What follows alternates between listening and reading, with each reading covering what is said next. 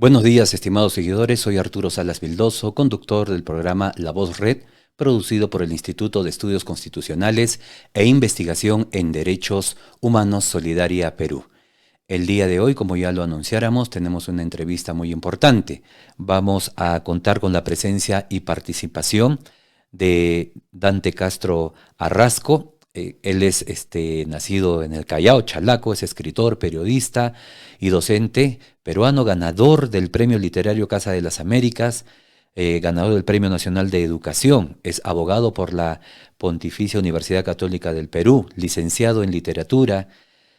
Asimismo, es secretario general del Movimiento de Liberación 19 de Julio, el ML19. Así que, sin más preámbulo, queremos darle la más cordial bienvenida a Dante Castro Arrasco.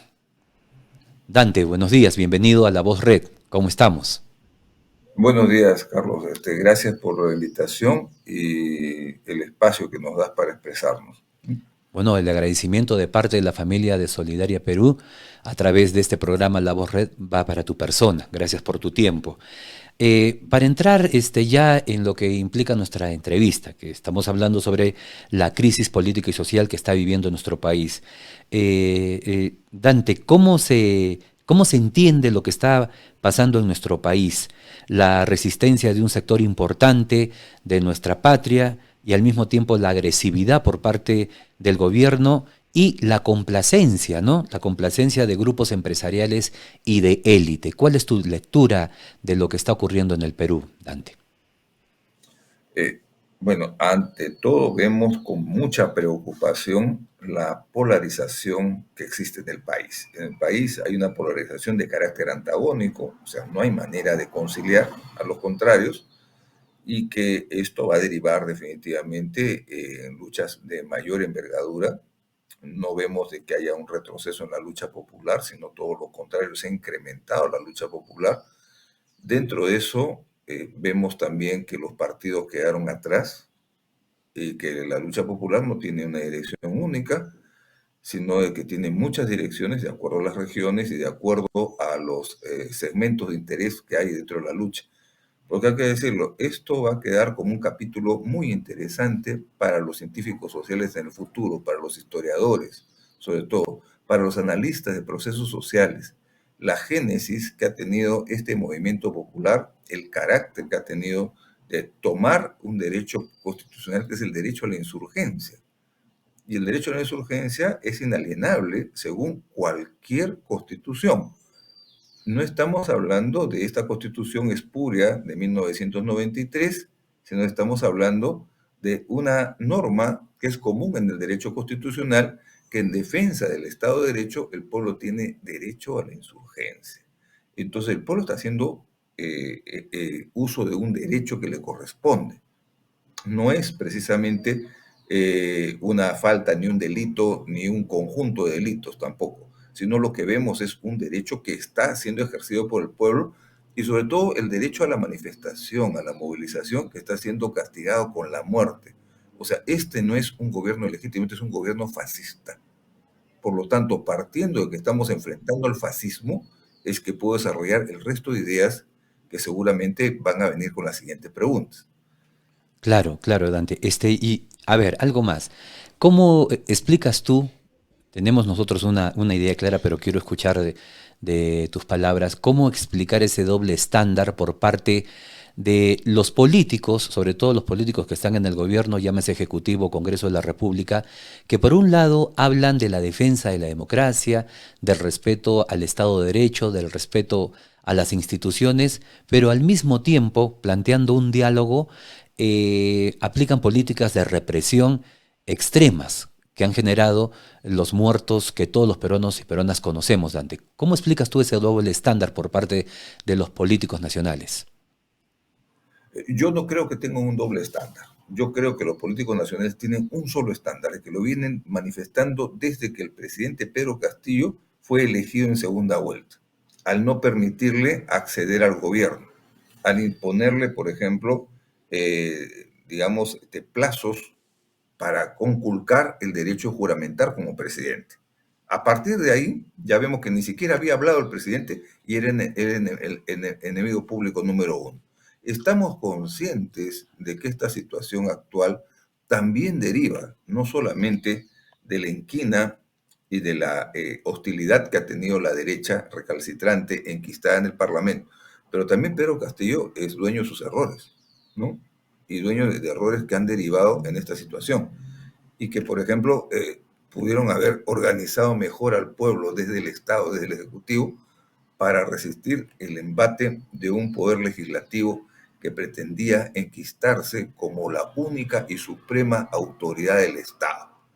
Entonces, con eso decimos lo siguiente: los políticos peruanos tienen una sola faceta nada más. Los políticos peruanos que en este momento están ejerciendo el poder real, ¿no? En representación de las grandes mineras, en representación de la narcopolítica, porque no solamente son mineros parlamentarios, sino son narcoparlamentarios y que representan los intereses de cárteles que operan con total impunidad en nuestro territorio nacional y nos han convertido en el primer productor de pasta básica lavada de cocaína. Entonces, eso es lo que está circulando como fortaleza principal del capitalismo y su versión neoliberal. Nosotros sabemos que los políticos que están en este momento ejerciendo la dictadura del Parlamento sobre toda la sociedad, es una dictadura parlamentaria, es una dictadura cívico-militar, es una dictadura que dispone del monopolio casi total, por no decir 99.9% de la prensa a favor de la autoridad de esa dictadura. Ahora se le ha agregado el gran escritor Mario Vargas Llosa, está de aval de la dictadura Dina Boluarte. Entonces, el gran abanderado de la protesta contra las dictaduras comunistas y todo lo demás, y reclamante de derechos humanos cuando le conviene, acá, desde la época de la masacre de Uchurajay, donde fue presidente de una comisión interventora que fue encubridora, ese señor Mario Vargas Llosa viene absorbiendo de culpas a las Fuerzas Armadas de los crímenes de lesa humanidad que se cometen contra nuestro pueblo. ¿Mm? Exacto, exacto. Eh, Dante, y tocando el tema, tú dices que los políticos no tienen un doble estándar, sino que siempre se han desenvuelto sobre la base de un solo estándar. Y tú publicaste en tu cuenta de Twitter hace un tiempo ya, antes de todos estos hechos lamentables, pero que guarda muchísima relación con lo que ocurre ahora en el país. Literalmente publicaste en tu cuenta de Twitter, dice, la crisis de representación política es la crisis de los partidos. No hay partidos. Con esa fuji legislación electoral, solo deciden los dueños de las inscripciones. No hay líderes, solo dueños de la franquicia. Importante lo que escribiste en esa oportunidad. Esto implica, Dante, de que frente a la crisis de los partidos políticos, porque realmente no existen partidos políticos desde nuestra perspectiva, lo que hay son organizaciones y en algunos casos hasta criminales que utilizan la posibilidad política para hacer sus grandes negociazos. Y ahora ocurre que son los medios de comunicación gubernamentales, corporativos, los que cobran miles de millones, los que prácticamente han asumido el rol de los partidos políticos. Sobre tu publicación y tu comentario en Twitter, Dante, para que profundices, por Sí, favor. ocurre dos fenómenos. Primero, la intención que ha tenido el sistema político del neoliberalismo, el aparato político del neoliberalismo, para pervertir la política nacional y reducirla a un mero mercenarismo. Entonces, ahora crear un partido político es crear una empresa, en la cual, como vientre de alquiler, incluso puedes vender los puestos, ¿no? A no tan cómodos precios, a precios que son bastante onerosos y que definitivamente hay gente que tanto ambiciona una curul que es capaz de hipotecar su casa con tal de financiar su propia campaña electoral. Entonces, eso ya ha sucedido. Hay gente que ha perdido la hipoteca de su casa y no han salido elegidos, se han quedado con los crespos hechos y han tenido que afrontar el siguiente paso de su vida, que digamos, ver su casa rematada por el banco. Eso ha sucedido, pero definitivamente hay una intención de pervertir la política de parte del neoliberalismo. Pero en segundo lugar, hay un cansancio, una fatiga del modelo.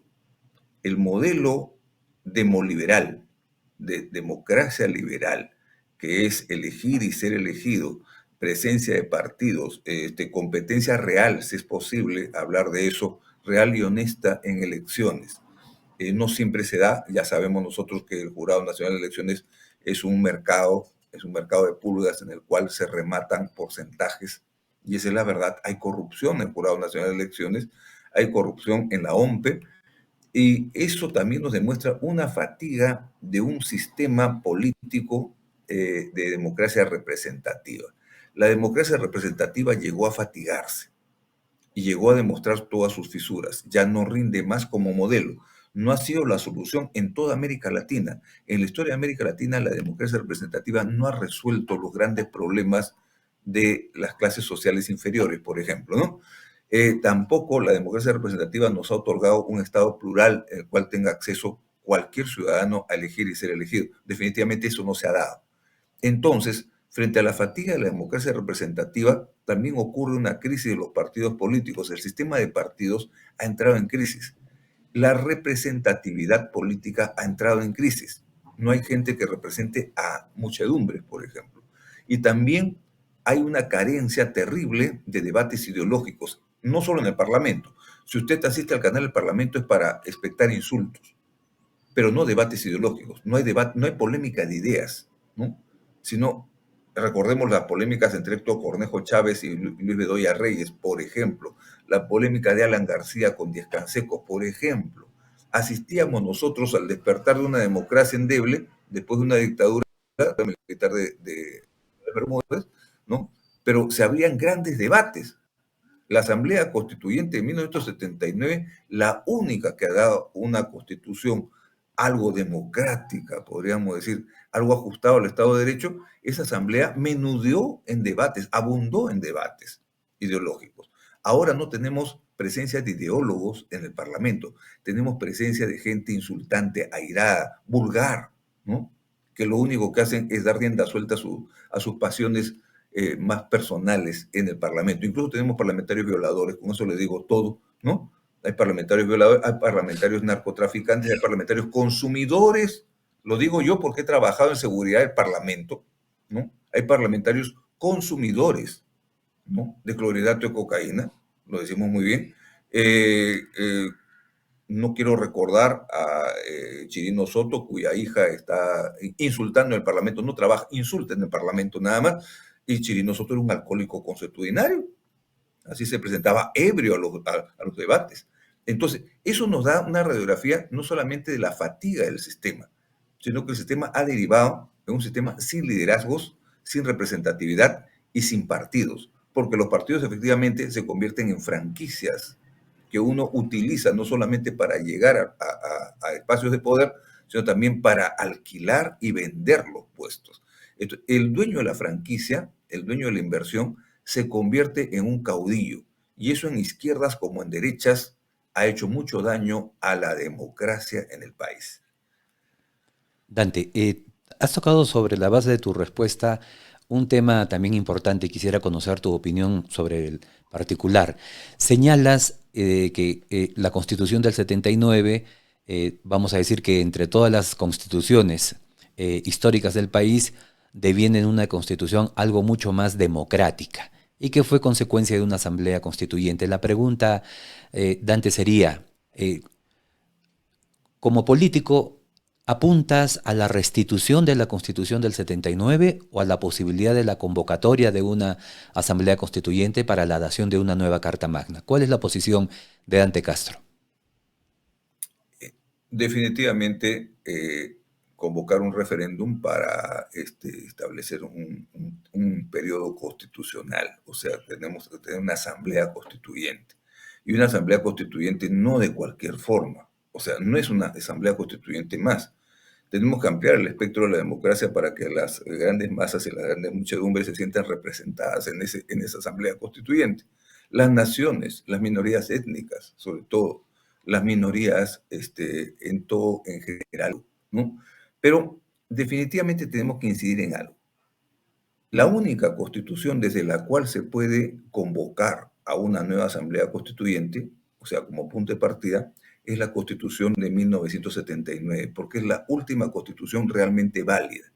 ¿Qué postulamos nosotros como Movimiento de Liberación 19 de Julio? ¿No? Y como Unidad Popular también lo hemos asumido.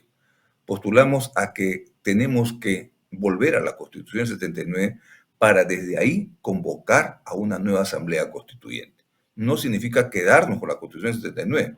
La Constitución del 79, la Carta Magna del 79, es realmente mucho más democrática que esta Constitución, digamos, parida por una dictadura.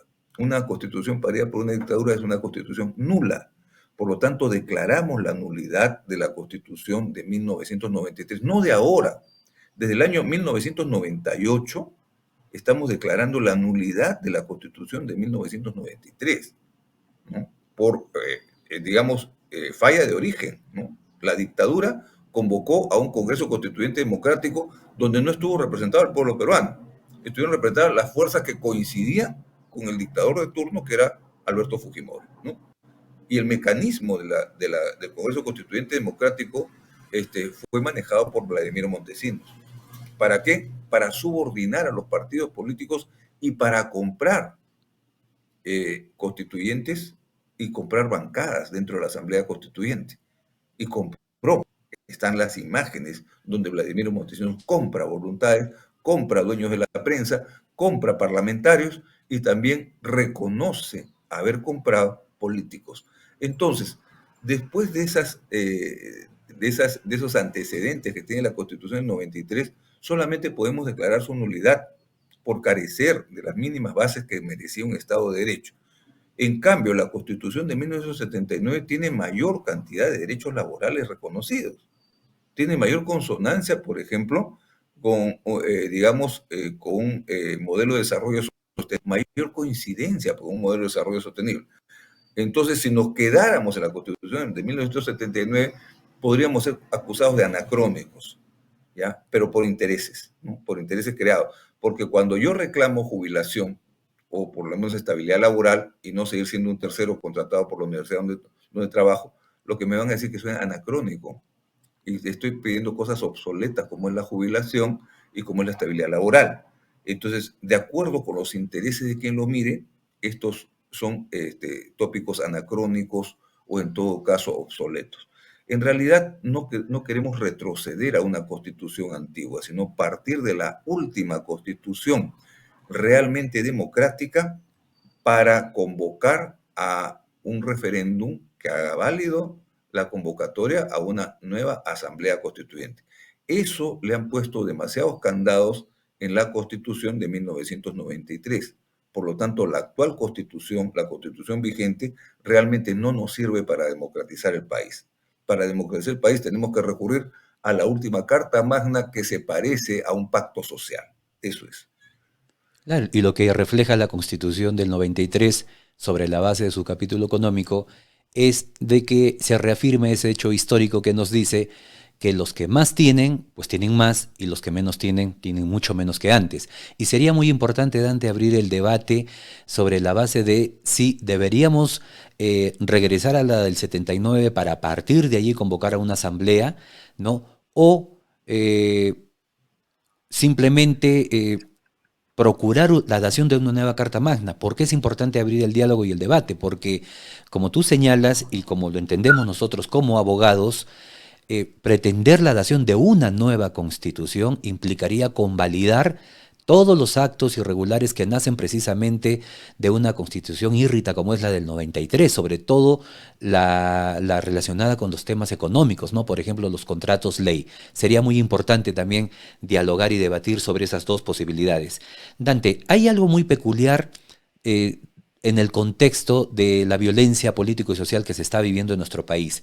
Es que la represión punitiva por parte del Estado apunta básicamente a las regiones andinas del sur del país, ¿no? Es allí donde prácticamente se criminaliza la protesta social con el gaseo, el palazo y el balazo, y el saldo trágico que todos conocemos. ¿Por qué consideras tú que el Estado apunta precisamente la represión a estas zonas, básicamente el sur del Perú, en sus zonas andinas? Y sobre todo por una razón, el voto que define la segunda vuelta es mucho más fuerte en el sur. ¿Qué puede hacer similar a un Pedro Castillo que es de Cajamarca y que no habla quechua? por supuesto, porque la tradición oral de Cajamarca ya hace mucho tiempo olvidó el quechua, ¿no? Hace siglos que no se habla quechua ahí, y que puede, por lo menos, homogenizar a Pedro Castillo con el pueblo aymara de Puno. Definitivamente proceden de vertientes diferentes a nivel cultural. Puno es la capital folclórica de América y del mundo, ¿no? Cuando Dina Boluarte dice Puno no es el Perú, además de que no sabe hablar esa señora, no sabe hilvanar un discurso, se puede interpretar como que Puno, el Perú no se reduce a Puno, eso creo que fue su intención, pero como maneja muy mal la lengua castellana, se puede interpretar con que Puno no es del Perú. Definitivamente en el sur hubo un voto mucho más fuerte por Pedro Castillo. En segundo lugar, el respaldo a la idea de nueva constitución es mucho más fuerte en el sur. No quiero despreciar las luchas del norte peruano, pero los ronderos de Cajamarca tienen tanto derecho como los juliaqueños a levantarse en defensa del Estado de Derecho. Lo que pasa es que la maduración de la idea de nueva constitución ha sido más fuerte en el sur. Y lo que combate la derecha no es a Pedro Castillo. Los presidentes son un fusible. Que se queme lo cambian por otro. Dina Boluarte es un fusible para que entre quién, William Zapata, el asesino de Acomarca, ¿no? A gobernar el Perú como presidente hasta el 2026, porque quieren quedarse ahí, no quieren irse. Pero lo que nosotros podemos ver es lo siguiente, ellos no combaten a un expresidente, combaten a una idea. Y lo más perverso que puede haber es combatir a una idea con las armas, con la muerte, con el asesinato. Combaten a la idea de nueva constitución. Están tan inseguros de su legitimidad, ¿no? Que le tienen miedo a un referéndum y le tienen miedo a una convocatoria, a una nueva asamblea constituyente. Si yo estuviera en los zapatos de la derecha, ¿qué haría? Estaría de acuerdo con una asamblea constituyente y les gano. Le gano a la izquierda porque la izquierda siempre está sumamente dividida y yo puedo presentar una candidatura que sea más unificada en torno a la defensa de la economía de mercado, ¿no? Y eso me lo va a entender mucha gente. Y le gano la Asamblea Constituyente y constituye una bancada mucho mayor, mayoritaria dentro de esa Asamblea Constituyente. Pero esa derecha no confía en su capacidad de convocatoria de voto. Entonces, por lo tanto, frente a esa desconfianza, ellos van a combatir en el sur, ¿no? La fortaleza que tiene el cambio constitucional como proyecto. En el sur hay una mayor movilización popular que ha demostrado su irritación frente a lo que ha sido la tiranía del poder legislativo sobre el ejecutivo durante el mandato de Pedro Castillo. Y obviando los errores propios de Pedro Castillo, el sur sabe muy bien que a lo que está combatiendo es a la tiranía de un poder sobre otros poderes y que definitivamente lo que ha hecho Dina Boluarte no es solamente derivado del derecho constitucional. Definitivamente el gobierno de Dina Boluarte se debe a una sobrevaloración del gesto de Castillo de pedir la disolución del Congreso cuando el pueblo peruano en las calles ya lo estaba pidiendo. Sin embargo, pedirlo no es lo mismo que hacerlo, porque hasta ahora Pedro Castillo no invadió el Congreso ni tampoco tomó presos a los parlamentarios para llevarlos fuera de sus curules. No lo hizo, se quedó en la intencionalidad. Pero lo que sabe el sur muy bien es que la respuesta de Dina Boluarte no es proporcional y tampoco es proporcional la actitud de la mayoría parlamentaria. Se prestó la izquierda y las bancadas de izquierda a condenar a Pedro Castillo, eso es lo más horroroso. No tenemos bancadas de izquierda en el Parlamento. Yo diría que el sur tiene razón en algo. El sur dice bien claro y radicalmente, cierre del Parlamento y convocatoria a Asamblea Constituyente, pero cierre el Parlamento. Entonces no podemos reducir la intención del sur, que es mayoritariamente y masivamente, digamos, insurgente en este momento, no podemos obviar que el sur requiere el cierre del Parlamento para la convocatoria a una asamblea constituyente. Y por eso los parlamentarios se van a defender con uñas y garras, igual que aquellos que quieren la vigencia de sus contratos mineros. Está de por medio cuántos contratos mineros están paralizados en el sur. ¿Y cuántas inversiones mineras esperan una licitación para que tengan, por ejemplo, una opción de explotar una concesión, ¿no? Entonces, ¿cuántos proyectos mineros se destrabaron en el sur con la entrada de Dina Boluarte? ¿Y cuánto de impunidad tributaria hay en el sur? ¿Y cuánto de interés en la explotación de litio hay en el sur?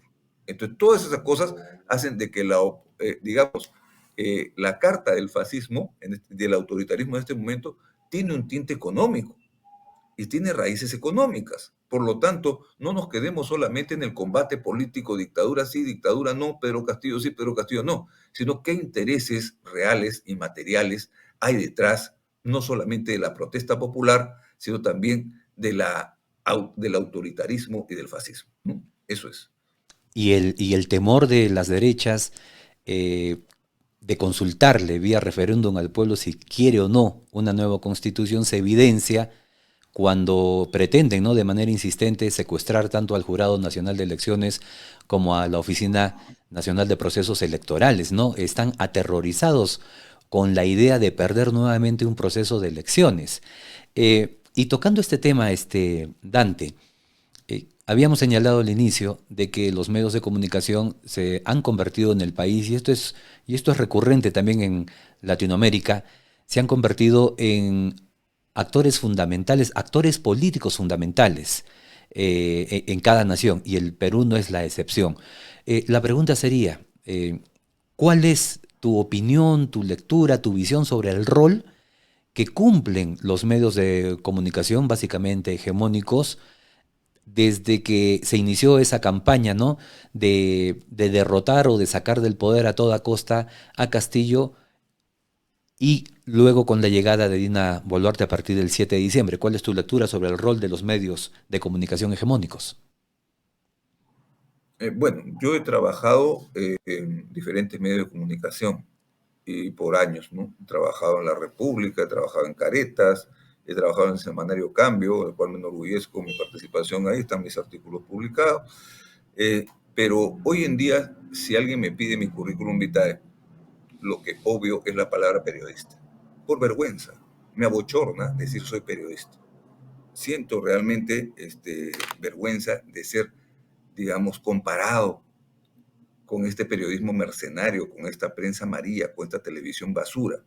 Nosotros, y particularmente el que habla, dirigimos una marcha contra la prensa amarilla y la televisión basura en plena época de Fujimori, cuando Fujimori había instrumentalizado la prensa chicha a 50 céntimos, ¿no? Y había instrumentalizado también los programas de televisión con muchos talk show en los cuales redujeran la conciencia del consumidor de prensa y televisión. Entonces, lo que vemos nosotros es una continuación de la monopolización de la opinión. O sea, cualquier opinión disidente va a ser, digamos, marginada, porque no existe, primero, la libertad de prensa en el Perú, ni tampoco en el mundo. Tenemos que aceptar lo siguiente: quien mienta sobre la libertad de prensa, merece una sanción, al menos moral, ¿no? Decirle, tú no tienes razón, ¿sabes por qué? Porque existe la libertad de empresa, existe la libertad de que cada medio tiene su línea editorial, y la línea editorial la pone ¿quién? El dueño o los dueños. Entonces, cuando un periodista no acata la línea editorial, inmediatamente es purgado, y no necesariamente de un solo medio, lo purgan de un medio y le ponen, digamos, en la lista negra para que no sea aceptado en otros medios de comunicación. Entonces, la triste realidad del periodista es ser un periodista mercenario o no sobrevivir, sencillamente porque nadie lo va a contratar. La fragilidad laboral del periodista. El periodista es contratado, subcontratado, tercerizado, pero nunca existen planillas. O generalmente los periodistas que existen en planilla son los más obsecuentes y los que se arrodillan ante el bastón de mando del dueño del medio de comunicación. La monopolización de los medios de comunicación es un atentado contra la libertad de prensa. Por lo tanto, que se hayan puesto directamente al servicio del gran capital, no nos extraña. Lo que sí tenemos que resaltar es que el gobierno de Pedro Castillo hizo algo que le recomendamos, pero no hizo lo siguiente. Lo primero era quitarle el financiamiento del avisaje del Estado a los periódicos, porque los periódicos y medios de prensa no pueden sobrevivir sin el avisaje del Estado. O sea, aquellos que predican que el Estado debe desaparecer de la economía, viven del Estado. Y viven del Estado de una renta ociosa como es capturar la publicidad del Estado, que es el principal avisador, ¿no?, en los medios de comunicación. El segundo consejo que le dimos a Pedro Castillo por interpósita persona y con artículos fue el siguiente: pedir una auditoría tributaria a los medios de comunicación. Inmediatamente con una auditoría tributaria a los medios de comunicación, los liquidas, los pones de rodillas. ¿Por qué? Porque deben mucha plata al Estado y deben mucho dinero, no tienen saneadas sus cuentas. Entonces, así como las mineras no quieren que le cobren los tributos que le deben al Estado, esos tributos con los cuales se construyen hospitales y carreteras y escuelas, ¿no? Y por eso no tenemos buenos hospitales, ¿no?, con qué enfrentar una siguiente pandemia, porque los ricachones no tributan. Esa es la verdad. Hacen la política del perro muerto. Entonces, igualmente la prensa amarilla no tributa. Tiene grandes agujeros negros en su tributación. Entonces se tiene que defender con uñas y dientes frente a un acoso de un Estado que quiera ejercer su derecho al cobro. El Estado tiene que cobrar lo que le adeuda, ¿no? Si no, el Estado no funciona. Eso se da en Estados Unidos, se da en Francia, se da en Alemania, que el Estado tiene que ser un buen acreedor, un gran acreedor y un inclemente acreedor. Bien, entonces cuando el Estado se propone cobrarles, ¿no?, y también cobrarles no solamente las deudas tributarias a los grupos mineros y también a los grandes consorcios empresariales, sino cobrarle también a los dueños de la prensa lo que le deben al Estado y también quitarles el privilegio del avisaje del Estado. ¿Por qué el Estado va a invertir en avisaje en medios de prensa que pretenden tumbarse al Estado? ¿No? Ese es por un lado. No que existe libertad de información, pero lo que no existe es libertinaje en materia de lo que es difamación, calumnia, delitos contra el honor, y que eso es lo que se está ejerciendo a través del monopolio de la prensa. La prensa miente todos los días. La prensa miente en carátulas, en titulares, en artículos en los cuales pretende demostrar que Evo Morales es el gestor de la protesta popular. Es irrisorio esa cuestión, ¿no es cierto? Que el Foro de Sao Paulo es la ideología que alienta a los manifestantes, ¿no? Y que los terroristas del Movadef están detrás, y hay que demostrarlo todavía, con personas desconocidas a las cuales se les inculpa de ser miembros del Movadef y ser dirigentes de la protesta popular actual. Entonces también será que los narcotraficantes o narcoterroristas del Braem están orientando toda una política de protestas populares para quedarse con el poder. Y lógicamente la gran pregunta es la siguiente: ¿qué intereses del narcotráfico hay detrás de la prensa amarilla? Por supuesto que esa es una buena investigación y se la dejo a mis colegas para que puedan seguirle la pista. Decía en El Padrino 2, Al Pacino decía: sigue el camino del dinero y llegarás a la verdad. Sigue el camino del dinero que financia los medios de comunicación que no se pueden sostener por sus ventas, ni tampoco por su avisaje, y llegarás a la verdad que también el narcotráfico y también la minería están detrás de esta prensa amarilla que atacará a cualquier gobernante de izquierda que gane legítimamente las elecciones. Por eso resulta muy importante librar, vamos a decir, la batalla no solamente en el campo político, sino también en el campo mediático. Y de allí que, en buena hora, que a través de las redes sociales surgen medios de comunicación alternativos como una oportunidad para el ciudadano, ¿no?, de recoger la información de diferentes fuentes, cotejarla y no dejarse pues engañar o ver direccionada su opinión como lo han hecho siempre los medios hegemónicos corporativos. Dante, hay otras instituciones también muy importantes que están jugando un rol determinante dentro de este contexto, y me estoy refiriendo a los grandes sindicatos que a nivel nacional invitan a la movilización, pero que también se sientan, ¿no?, al lado de los que ejercen represión contra el pueblo. Por citarte un ejemplo, la CGTP. ¿Cuál es tu opinión sobre el rol de los grandes sindicatos en nuestro país? Realmente hay dos formas de entender el sindicalismo. Yo soy partidario de un sindicalismo clasista, ¿no?, en el cual los derechos y los intereses de la clase son los prioritarios. Pero ¿qué pasa con un dirigente sindical que se acostumbra a vivir de la licencia sindical? La licencia sindical es un derecho, pero cuando se convierte en licencia vitalicia, ya ese dirigente sindical ya no es un trabajador, es un burgués. Y viaja por todo el mundo y se desplaza por todos lados y come con los patrones y todo lo demás y pacta las huelgas que deben hacerse y no hacerse y se convierte realmente en un ser extraño incluso para la masa trabajadora. ¿Hace cuánto tiempo que un dirigente de construcción civil no se sube en un andamio? ¿Hace cuánto tiempo que sus manos no conocen la corrosión del cemento fresco? ¿No? ¿Hace cuánto tiempo que un dirigente textil no participa de labores directas y manuales dentro de la fábrica? Entonces, eso se constituye en burocracia sindical. Y esa burocracia sindical ya constituye una nueva clase social. Y de repente van a soñar con algún socialismo en el cual ellos sean la nueva clase. Eso no me cabe la menor duda. Pero definitivamente estos señores ya no les hace falta el socialismo, ya no les hace falta el sindicalismo, ya han conquistado su derecho a participar en la gran política. ¿Y qué hace la CGTP? Sentarse a dialogar con Dina Boluarte, cuando el día anterior a ese diálogo estaba comprometiéndose la CGTP en la Asamblea Nacional de los Pueblos a luchar contra el gobierno de Dina Boluarte. Entonces, doble faz, doble escopeta de dos cañones, ¿no? ¿Por qué la CITE tenía que reunirse con Dina Boluarte antes de la marcha histórica que teníamos que hacer la semana antepasada? ¿No? La CITE no tenía nada que hacer ahí. Fue una traición a la clase obrera, una traición a las masas populares y una traición a los deudos de las víctimas de esta dictadura, sentarse a dialogar. ¿Y qué cosa es lo que te van a decir los mismos señores y señoras, porque hay cuota de género aquí, y señoras que engordan hace 30 años que están en los mismos puestos de dirigentes sindicales? 30 o 40 años, te puedo decir, ¿no? Te van a decir que tú eres infantil porque no aceptas el diálogo. ¿Quién dijo dialogar no es pactar? Fue un dirigente aprista, Ramiro Prealé, para justificar el inicio de la convivencia con Prado y luego del maridaje con Odría, ¿no? Y vender su conciencia por 30 monedas. Entonces, no es que dialogar no es pactar, sino que al dialogar con la dictadora estás haciendo una labor de legitimación de la dictadura con tu presencia, ¿no? Y estás traicionando los intereses del pueblo. No es que tú no sabes lo que se dialogó ahí. Definitivamente no aprobamos esos diálogos. Y hay una cosa más.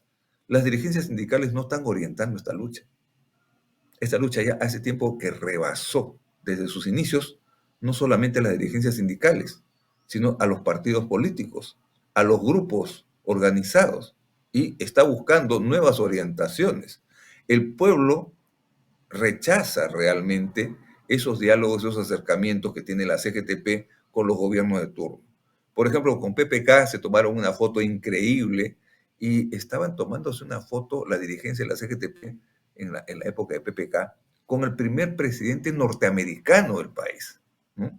O sea, teníamos un presidente que acababa de recuperar su nacionalidad peruana para postular a la presidencia de la República, porque anteriormente había sido por años ciudadano norteamericano, ¿no?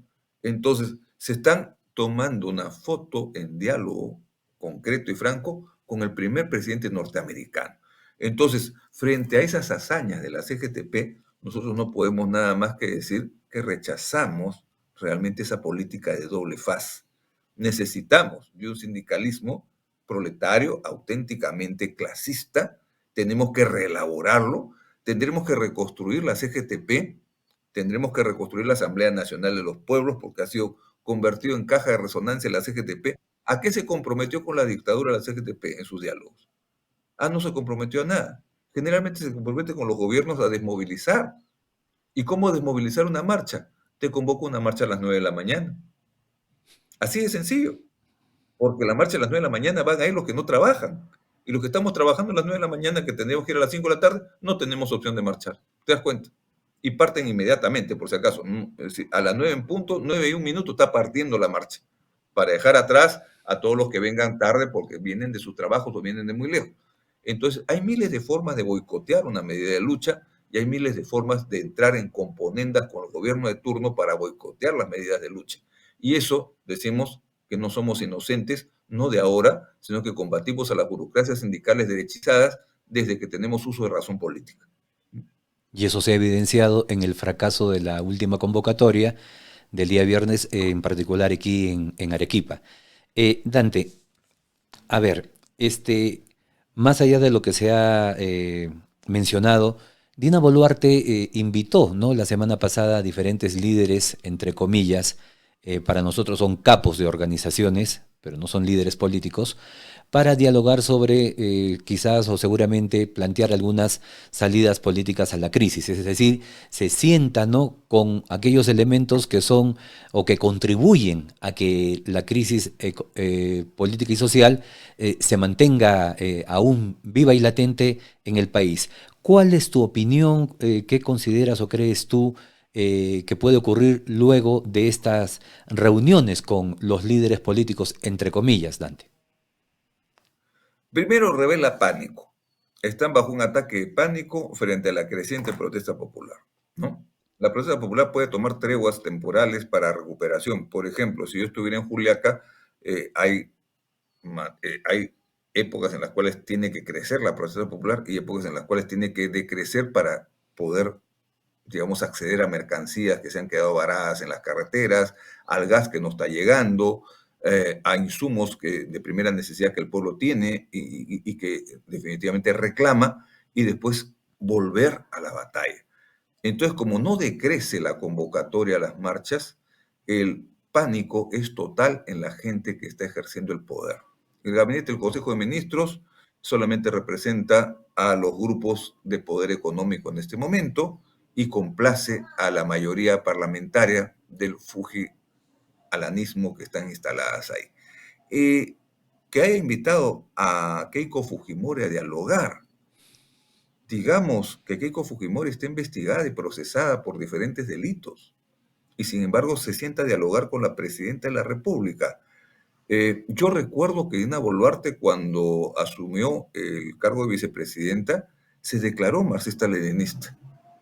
Y ya sabemos cómo son esas declaratorias, sobre todo en Perú Libre, y si me están escuchando los compañeros de Perú Libre, tienen que aceptar, ¿no?, de que el marxismo-leninismo de sus liderazgos es más que epidérmico, es menos que epidérmico, realmente, y que lo que están haciendo no es precisamente una política de partido marxista-leninista, ¿no?, sino definitivamente una política de caudillismo. Pero un partido marxista-leninista se rige por otros cauces en todo caso. Pero invitar, por ejemplo, a Keiko Fujimori significa un alto grado de desesperación. Necesitan convocar un consenso que no tienen. Necesitan crear un consenso que no tienen, un consenso entre similares, entre semejantes, entre iguales.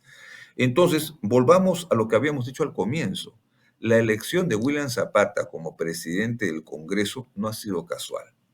Ha sido una elección bastante planificada, con anterioridad, para que en caso de que se resquebraje el poder de Pedro Castillo, inmediatamente asuma el cargo de presidente interino o temporal del país el presidente del Congreso o la mesa directiva del Congreso.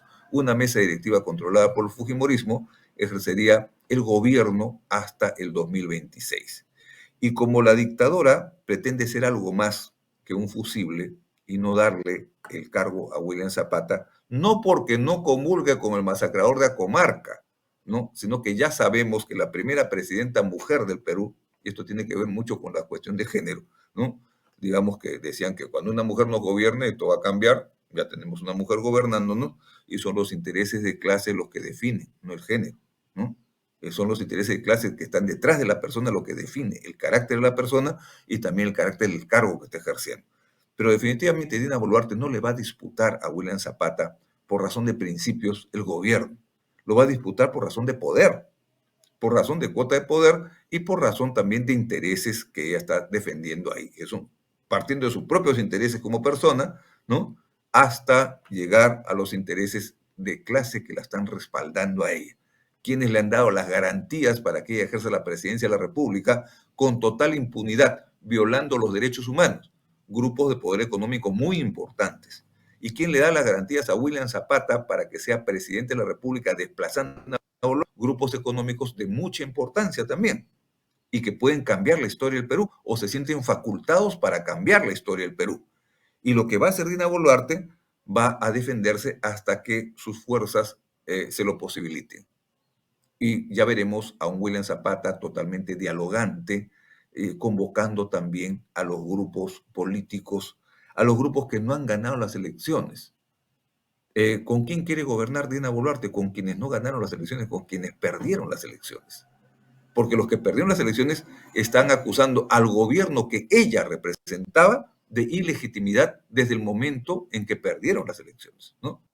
En el momento en que Pedro Castillo gana la segunda vuelta electoral, estos grupos políticos estaban reclamando, invocando la ilegitimidad de Pedro Castillo, del gobierno y de la elección. Hablaron de un fraude, ¿recuerdan ustedes? Hablaron de un fraude que nunca se pudo demostrar. Hablaron de compra de votos, de adulteración de padrones y de mesas, que nunca se pudieron demostrar. Se fueron hasta Washington, a la OEA les tiró la puerta en las narices, ¿no? En ese momento, y se quedaron con los crespos hechos. Entonces la OEA también era caja de resonancia de los rojos, y la Comisión Interamericana de Derechos Humanos es totalmente rojas hasta que le den la razón. ¿Y a quién representa Keiko Fujimori? A una familia de ladrones, de delincuentes comunes que le han robado al Estado más de 700.000 millones de dólares. Entonces, no estamos hablando de cualquier persona. Convocar a Keiko Fujimori no es lo mismo que convocar al hijo de Luis Bedoya Reyes. Definitivamente hay, digamos, escalas en el delito que no podemos homogenizar entre delincuentes de alto vuelo con raterillos, ¿no? de esquina como es el PPC, ¿no? Pero definitivamente esta convocatoria a la corrupción anterior significa legitimar a esa corrupción en los espacios que corresponden al Estado. ¿Mm? Y esto implica, obviamente, que la pobre política nacional se degrade mucho más, invitando pues a personajes tan cuestionados y que seguramente van a terminar en la cárcel, porque así debería ser, dada los elementos de convicción, indicios, medios de prueba, que van a terminar colocando tras las rejas a Keiko Fujimori. Dante, tú hace unos momentos tocaste el tema o el rol de que está cumpliendo las izquierdas al interior del Parlamento. Yo quisiera, por favor, que profundices un poco más. ¿Son realmente de izquierdas estos señores congresistas de las diferentes bancadas y las facciones incluso que han nacido como consecuencia del quiebre de Perú Libre? Para que profundices más. ¿Son realmente de izquierda? Yo considero que ser de izquierda es algo muy distinto, ¿no? Ser de izquierda implica una militancia, y esa militancia es formativa. El partido te va modificando, la conducta, la personalidad, todo te lo va modificando. El partido va creando de un diamante en bruto una joya, que es el revolucionario. Y el revolucionario se va a distinguir sobre todo por dos condiciones a las cuales hace mucho énfasis Luis de la Puente Uceda cuando dice: hagamos de la política un apostolado y una pedagogía. Luis de la Puente Uceda, en su discurso en la Plaza San Martín, antes de lanzarse a la lucha armada, dijo bien claro: hagamos de la política un apostolado y una pedagogía. Cuando dejamos de hacer un apostolado y dejamos de hacer una pedagogía, dejamos de hacer política de izquierda. Entonces, un militante de izquierda, primeramente, tiene que ser, como decía Mao, rojo y calificado. Entonces, las calificaciones militantes están en sus capacidades que tiene para enfrentar a la derecha. Tenemos que ser más capaces que la derecha. Y hay gente que no pule capacidades porque no le da la gana y porque no pertenece a ningún partido tampoco, solamente pertenecen a movimientos o a franquicias electorales que se autorrotulan de partidos y llegan al Parlamento con una ignorancia realmente pasmosa. Y esa ignorancia hace que cometan unos errores terribles. Por ejemplo, estamos hablando de parlamentarios de izquierda que coinciden con el fujimorismo para votar que votaban en contra de Pedro Castillo junto con el fujimorismo, porque les daba la gana, porque no querían saber nada con él. Era un diálogo de analfabetos funcionales. Entonces, la izquierda no puede ser una acumulación de analfabetos funcionales, ¿no? Sí, definitivamente tiene que ser una política de cuadros la que ensamble una izquierda que sea realmente representativa de los intereses populares. Los cuadros lo definen todo también. Lo decía Lenin, lo decía Mao, lo decía Mariátegui, los cuadros lo definen todo. Eso, si no tienes cuadros políticos de izquierda formados dentro de la izquierda, difícilmente tengas parlamentarios de izquierda. Lo que tienes son gente improvisada que subió al Parlamento y que están ganando un sueldo que nunca habían ganado y que por eso son incapaces de renunciar al Parlamento. Yo diría lo siguiente: si estuviera en su lugar, renunciaría en masa al Parlamento para dejar a ese Parlamento sin la presencia de la izquierda, porque estamos pidiendo el cierre del Parlamento. O sea, que se vayan todos. Por lo tanto, no es que se vayan solamente mis enemigos y me quedo con mis amigos. Que se vayan todos porque todos han fallado. Esa es la verdad. Que hayan dos o tres voces ilustres por ahí que se pueden salvar de ese juicio es una cosa. Pero en cuestión de bancadas, la bancada del Partido Popular Magisterial no ha dado la talla, y la bancada de Perú Libre mucho menos ha dado la talla. Y las microbancadas lo que han dado es una muestra de falta de solidez en materia de unidad de los parlamentarios de izquierda. Solidez alrededor de principios que son inalienables y no negociables con la derecha. O sea, uno no se sienta a negociar con la derecha en el Parlamento, digamos, se incorpora una curul para combatir a la derecha, para frustrar los planes de la derecha, para frustrar la perpetración de delitos contra la clase trabajadora, por ejemplo, la evasión de derechos laborales, la evasión de obligaciones tributarias. Ya sobre eso tenemos que tener una política clara. Somos militantes de una causa antineoliberal. Por lo tanto, no podemos negociar con la perpetuación del neoliberalismo. Y lo que vemos es que no tenemos precisamente parlamentarios de izquierda. Al menos, yo creo que la izquierda tiene una grave deuda con el pensamiento de José Carlos Mariátegui, que es la aplicación del marxismo-leninismo a la realidad peruana, ¿no? Y que no lo han estudiado, no lo han estudiado. Como no han estudiado absolutamente nada de marxismo, no han estudiado nada de economía política, no han estudiado nada de derecho constitucional, y están ejerciendo un rol que no corresponde. Y cuando nos dicen a nosotros, la izquierda en el Parlamento, yo le digo, ¿cuál izquierda? La izquierda tiene una responsabilidad: no haber ensamblado una política electoral unitaria para impedir que los improvisados y los farsantes lleguen a cubrir el espacio que le corresponde a la izquierda.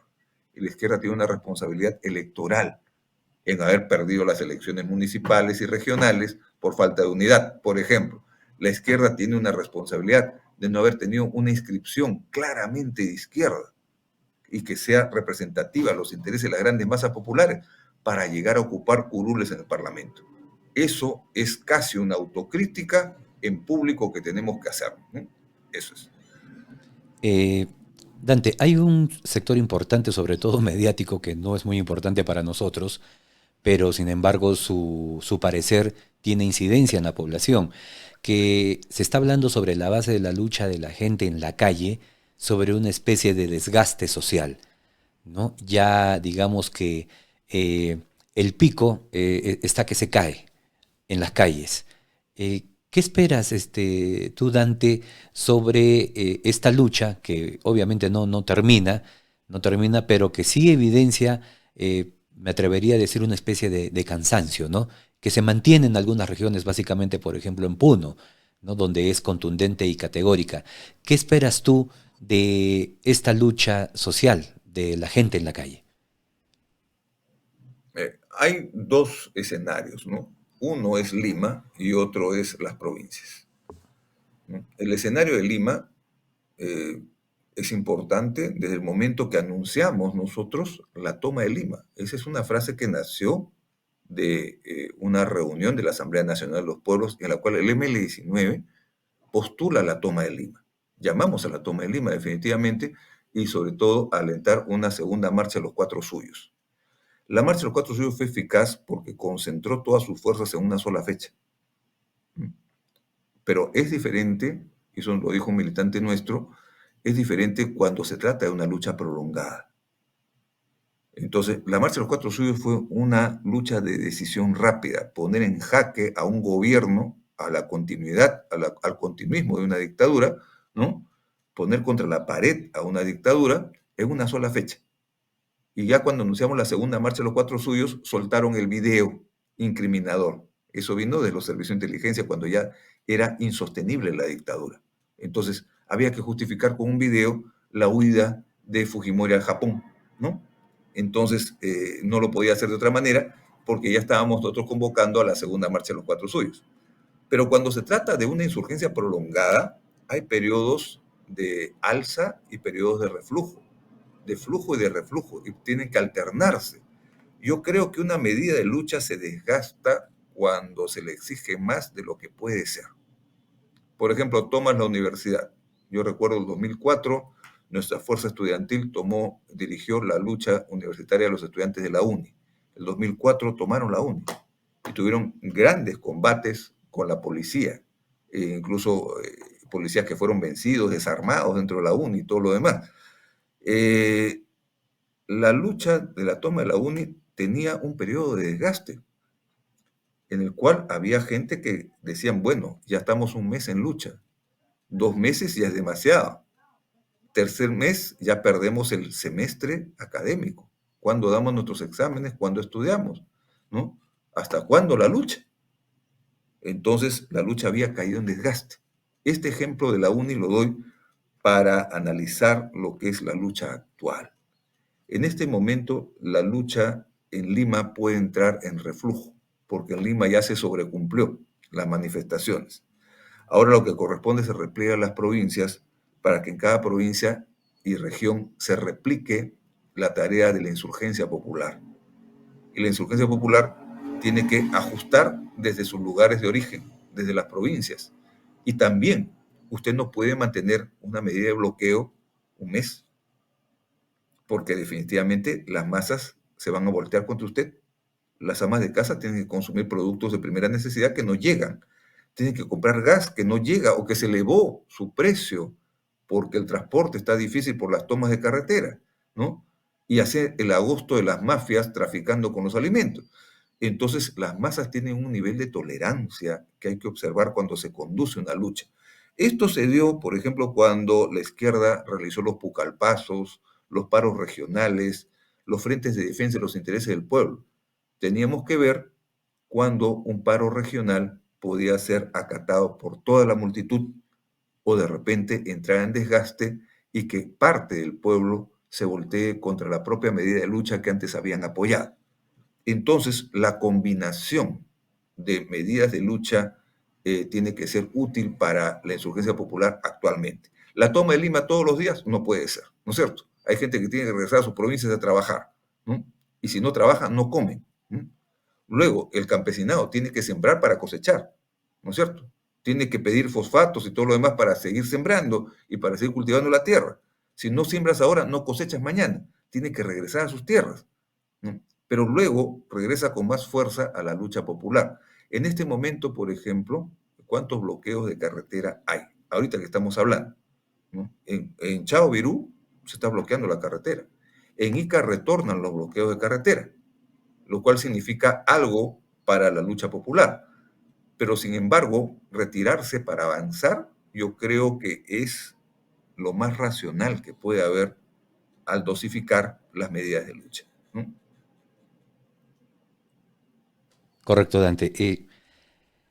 Dado el contexto que vive el país, Dante Castro considera que estamos ya en un tiempo constituyente. ¿Cuál es tu opinión? Yo creo que todavía no se ha iniciado. El tiempo constituyente no solamente viene por el pedido del pueblo de una nueva constitución.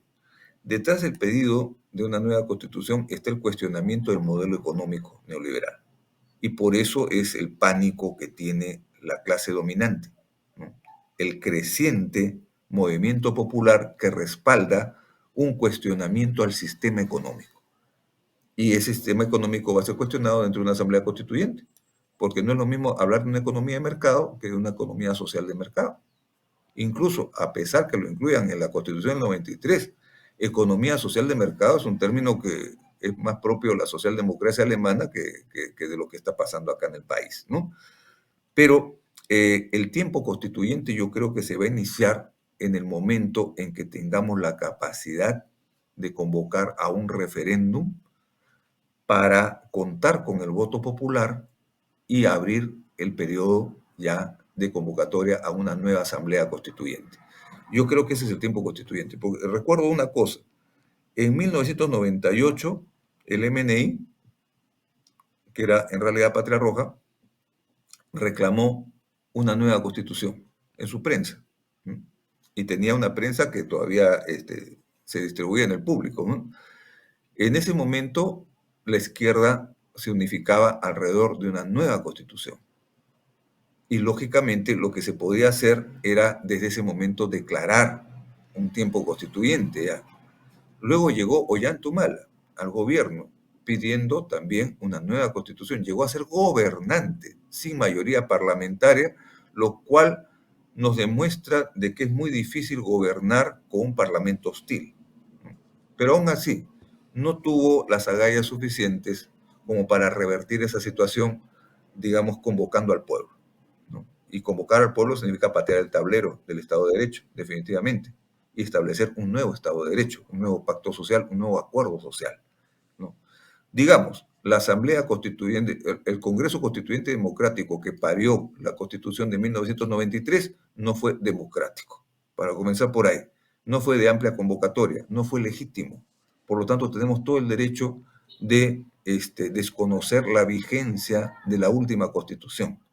Y eso significa también, lo hemos dicho en plazas y calles, convocar al pueblo para quemar en mano la Constitución como rechazo a un sistema jurídico legal que le sirve de amparo a esta dictadura y a otras más que vendrán por si acaso, ¿no?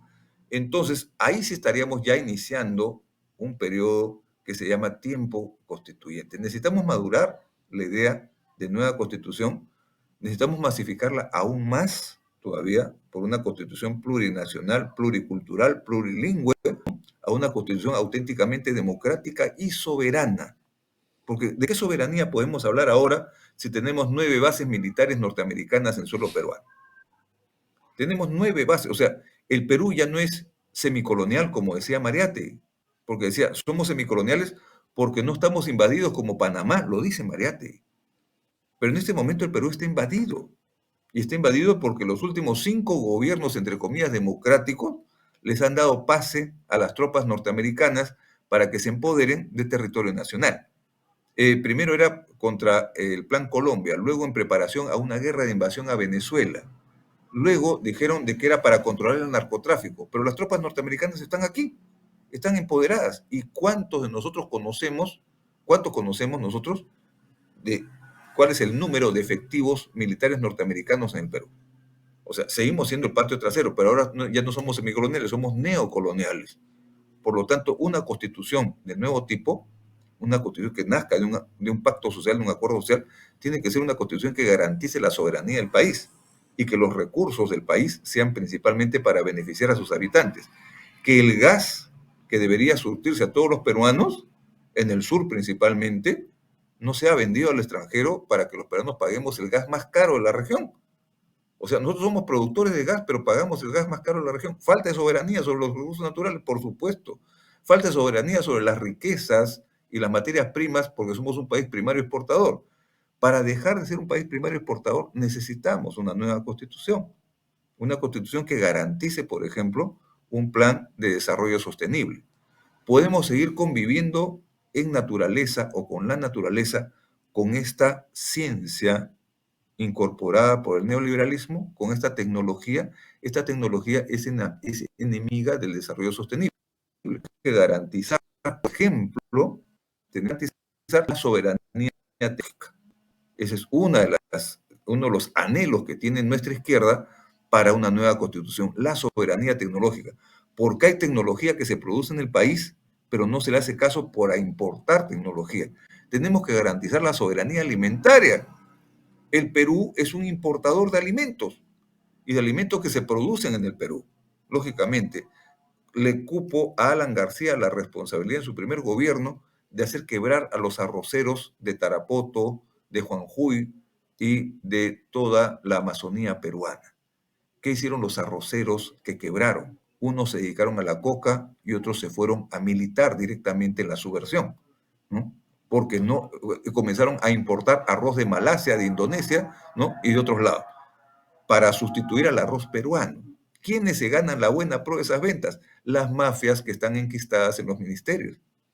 Y las mafias las heredamos de periodo en periodo. Hay gente que no cambia en los ministerios. Hay gente que continúa en el mismo puesto de ministerios que fueron por los anteriores. Entonces, si necesitamos una nueva constitución, es porque la historia y los intereses del pueblo nos reclaman una nueva Carta Magna que salga eficazmente de un acuerdo social, de un pacto social, no que sea un engaño como el que ha sido el Congreso Constituyente Democrático. Y por eso estamos apelando a la Constitución de 1979, por ser la última constitución que ha nacido de un pacto social, ¿no? Y de una pluralidad de conciencias, sobre todo, y una pluralidad de debates, y que lógicamente tiene medidas mucho más proteccionistas con respecto al trabajo y a los derechos sociales que esta constitución neoliberal. Tenemos muchas cosas que analizar de constitución en constitución. Podemos comparar una carta magna con otra y nos damos cuenta que la carta magna actual lo único que posibilita es que los ricos sean más ricos y los pobres más pobres. Nada más. Mucho por hacer, mucho por construir y reconstruir, Dante. Finalmente, eh, Dante Castro, tu mensaje a nuestros seguidores y sobre todo tu mensaje para la gente que se encuentra en las calles, ¿no?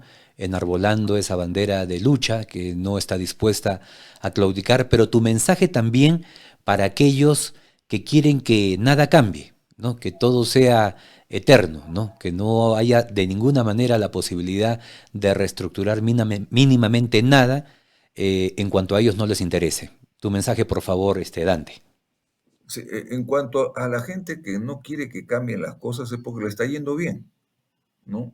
No a todo el mundo le va bien. Y cuando le comienza a ir mal, por ejemplo, a la propia gente que está triunfando, cuando se chocan con un sistema hospitalario como el que hemos tenido en plena pandemia. Somos el país que ha registrado más muertos por la pandemia, porque no hemos tenido los reflejos necesarios a nivel económico como para implementar una red de atención de emergencia.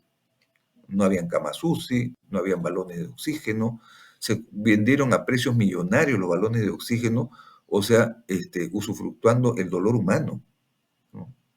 Beneficiándose del dolor humano. La falta de medicinas, ¿cuántos médicos, enfermeras han muerto en la pandemia? Comencemos a notar ese tipo de cosas para saber que no estamos en la Arcadia feliz que ellos creen, ¿no? Que definitivamente el Perú ha sido enlutado por una gran matanza que ha organizado, eh, eh, digamos, la diseminación de un virus que sabemos que es fabricación humana, ¿no? Sabemos que es fabricación humana, pero justamente hemos sido un país víctima no precisamente del virus, no precisamente del virus, sino de un sistema de salud que no corresponde a las necesidades del pueblo. Y ese sistema de salud, el deterioro de ese sistema de salud, se debe al imperio del neoliberalismo. Porque el neoliberalismo lo primero que hace es quebrar la economía del Estado o de las entidades estatales para luego rematarlas y que la compre el capital privado. Entonces, el proceso de privatización del sistema de salud nos guió a un sistema que realmente era inviable. Y ese sistema inviable dio resultados mortales para la población del Perú. Entonces, por el hecho que te vaya bien ahora, no significa que te va a ir bien siempre, sino que algún momento vas a tener que tocar la puerta de los hospitales. Y también vas a tocar la puerta para tus hijos de repente de la educación estatal. ¿Y qué cosa es lo que vas a querer? Una atención de primera calidad para el pueblo. Estamos facultados económicamente hablando de darle una atención de primera calidad solamente con un año de tributación eficaz. Habríamos transformado todo el sistema de salud para que sea realmente puesto al servicio de los intereses del pueblo, ¿no? Y que sea un sistema de salud de primera, con un año de recaudación tributaria eficaz, podemos garantizar el sistema de salud más eficaz de América Latina. Porque Perú es un país rico, es un país que produce millones. Lo que pasa es que quienes se llevan los millones tienen la obligación de tributar. Y cuando le dices tienes que tributar, te dicen rojo, te dicen terrorista, eres de Movadef, ¿no? Seguramente. Ni a Movadef ni a los terroristas se les ha ocurrido, ¿no? Ejercer una capacidad tributaria de cobro, ¿no? Pero a nosotros a la izquierda sí se nos ha ocurrido decir que las grandes empresas tienen que tributar. Y tienen que tributar no lo que nosotros querramos, tienen que tributar aquello con lo cual se han comprometido a tributar, para que haya realmente un sistema de salud eficaz, un sistema de educación eficaz. Podemos tener la mejor educación del continente, si es que no solamente la financiamos, si es que tenemos un proyecto de largo plazo educativo. Y un proyecto educativo tiene que aspirar a ser más allá de los 5 años de un gobierno, ¿no? Tenemos que aspirar a unos 25 años de reforma educativa por lo menos para reflotar la educación en el Perú y tener una educación de primera calidad. Podríamos llegar a ser el primer país en lectura comprensiva. Somos el último país en lectura comprensiva, ¿no? Entonces, partiendo de ahí, quienes están triunfando con este sistema es porque pueden pagar un carro. Vean el parque automotor que está aumentando en todas las ciudades del Perú, es porque hay gente que compra automóviles, ¿no? Entonces hay mucha gente que dice, no me muevas el sistema, no me cambies el plan, no me cambies el plan. Pero definitivamente ese plan tiene los días contados, realmente. El cambio climático nos va a someter a todos a una dura prueba de la sobrevivencia de la especie. Y hay gente que dice que el cambio climático es un mito, que no existe. Y eso es una irresponsabilidad total, ¿no? Realmente, desde el momento que tenemos mayor cantidad de cáncer a la piel por radiación ultravioleta, porque las condiciones han cambiado a nivel climatológico, tenemos incendios forestales, tenemos deforestación creciente, envenenamiento de los ríos, porque hay minería en cuenca, que no se debe hacer minería en cuencas. Bueno, y definitivamente nosotros estamos apelando más a la conciencia de la gente que despierta del sueño del sueño de la pesadilla neoliberal y comienzan a cuestionar al sistema. Hay un Perú de José María Arguedas que se revela contra un Perú de Mario Vargas Llosa. Esa es la verdad. ¿A quién ha respaldado Mario Vargas Llosa? A Dina Boluarte, actualmente. El Perú que sale a protestar tiene las polleras de nuestras madres, de nuestras abuelas, tiene, digamos, el color de la tierra, tiene el idioma de nuestros ancestros. Es un Perú totalmente ignorado por la oficialidad del Perú limeño, del Perú centralista, del Perú blanco, que hace 200 años nos gobiernan los descendientes, los encomenderos, y no han dado resultado a una auténtica república. Entonces, ¿qué apelamos nosotros a la gente que ha cobrado conciencia y que toman la insurgencia popular en sus manos? Primeramente, la unificación de las luchas populares. Tenemos la obligación de unificar las luchas populares en un solo comando unitario de lucha.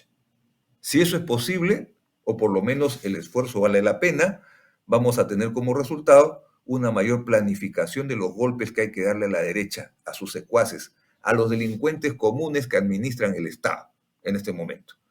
Pero sin embargo, si no tenemos una unificación de las luchas populares, corremos el riesgo de la fragmentación. Y cuidado, que de la fragmentación al cansancio hay un solo paso y a la fatiga de las masas hay otro paso más, nada más. Entonces nosotros lo que necesitamos es también crear un criterio unificado con respecto a la Asamblea Constituyente. ¿Cómo creamos un clima constituyente, un momento constituyente? Está en nuestras manos hacerlo. El último desastre electoral que ha tenido la izquierda, y responsabilizamos a las dos franquicias electorales porque partidos no son, o sea, Perú Libre, desengáñese, no es partido, ¿correcto? Eso no se llama partido ni en China, ni aquí, ni en Alaska, ¿ok? Eso no es partido, es una franquicia electoral. Eh, Juntos por el Perú realmente no llega a ensamblarse como partido. Hasta ahora estábamos esperando nuestras inscripciones en Juntos por el Perú. Nuestras fichas están durmiendo por ahí. Alguien se apoderó de nuestras fichas y las encarpetó. Y eso fue hace más de un año. O sea, bastante lentos son de digestión. Entonces, estas franquicias electorales tienen la responsabilidad de haber perdido las elecciones a nivel regional y municipal. Y algo que advirtió el ML19 era justamente que la izquierda tenía que crearse como una fuerza municipal. Mientras no seamos una fuerza municipal a nivel nacional, no seremos lo que fue en algún momento Izquierda Unida. Izquierda Unida nace de los municipios. Izquierda Unida nace de la conquista de los municipios, porque no hay nada que esté más cerca del pueblo que el municipio. Y a través del municipio y de las regiones podemos organizar lo que se llama la democracia directa de masas, que suplante a este modelo democrático liberal que ya no sirve para nada. La democracia representativa sirve para que los parlamentarios, incluso los de la izquierda, ¿no?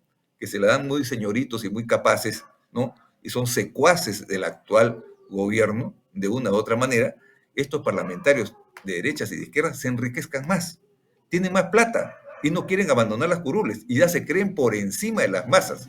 Su comportamiento, incluso lo de la izquierda, ha cambiado, ¿no? Porque tienen plata, tienen dinero y quieren prolongar su mandato hasta el 2026.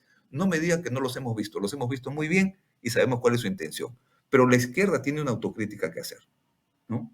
No haber sido capaz de conquistar las elecciones municipales y regionales, donde debió volcarse el voto que se fue hacia Pedro Castillo, hacia alternativas más concretas de gobierno regional y local. Porque la democracia directa de masas tiene una obligación: construir el poder popular. Y el poder popular se construye a través de los cabildos, a través de los espacios de participación ciudadana. Si conocemos cabildos y conocemos espacios de participación ciudadana, somos capaces de construir el poder popular. Eso está ante nuestros ojos, está a tiro de piedra. Es más fácil conquistar un municipio que una curul. Sin embargo, hay una izquierda que no quiere hacernos caso, que se empantana en sus vanos deseos de ser presidenciables. Mejor es ser municipales que ser presidenciales. Y después de ser municipales, nosotros seremos presidenciales en algún momento. Y si no es el camino, la insurgencia nos abrirá otros caminos que son mucho más revolucionarios. Muchas gracias. No, las gracias a ti. Estuvo con nosotros Dante Castro Arrasco. Recibe, Dante, un abrazo fraterno y solidario por parte de tus amigos de La Voz Red, programa organizado por el Instituto Solidaria Perú. Estoy seguro que nos vamos a volver a reencontrar nuevamente, Dante, en algún momento, oportunidad, porque en nuestro país ocurren muchas cosas y esas cosas ocurren en cualquier momento. Y esa será una razón para volver a contar con tu presencia y participación, Dante. Desde acá, un gran abrazo y muchísimas gracias por tu participación, Dante. Cuídense mucho. Encantado. Y con ustedes siempre, patria o muerte, venceremos. Así Gracias. será. Gracias, Dante. Muy bien, estuvo con nosotros Dante Castro, muy importante conocer, ¿no? Conocer su posición, un hombre con muchísima experiencia política, ya hemos visto, escritor, periodista, docente, ganador de premios literarios muy importantes, que prácticamente ha inaugurado, ¿no? Ha inaugurado a través de esta serie de entrevistas que ya las tenemos programadas, nuestro canal de YouTube La Voz Red. Muy bien, agradecerles desde ya por su sintonía, por su presencia y participación aquí en este su programa La Voz Red de Solidaria Perú. Nos vemos más tarde. Buen día.